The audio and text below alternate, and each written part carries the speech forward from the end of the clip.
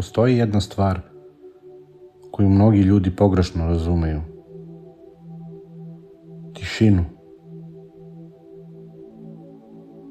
U svetu koji stalno govori, često se veruje da je onaj koji govori najviše i najsnažniji, da je glasni čovjek uvek sigurniji, da je onaj koji odgovara na svaku reč uvek u pravu. Ali život ponekad pokaže nešto drugačije. Najmirniji ljudi često nose najveću snagu. Ne zato što nemaju šta da kažu, nego zato što znaju kada reči nisu potrebne. Postoji trenutak kada čovjek prestane da reaguje na sve. Ne zato što mu nije stalo, nego zato što razume da svaka rasprava ne vodi nikuda. Neki ljudi govore glasno jer pokušavaju da nadjačaju druge, a neki ljudi ćute jer su naučili da vladaju sobom. I tu se pojavljuje razlika. Glasnoća često dolazi iz nemira. Tišina dolazi iz stabilnosti. Čovjek koji je siguran u sebe ne mora da uverava ceo svet. Ne mora da dokazuje svoju vrednost.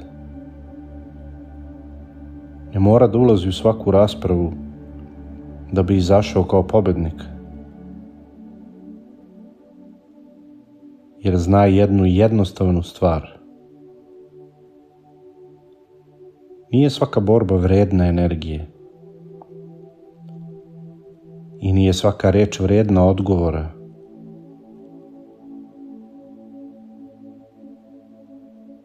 Ponekad je najveća snaga u tome da ostaneš miran, dok drugi gube kontrolu.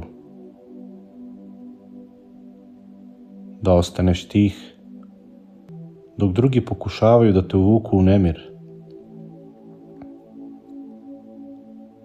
Da nastaviš svojim putem bez potrebe da objašnjavaš svaki korak. Tišina tada postaje zaštita. Postaje prostor u kojem čovjek čuva svoj mir.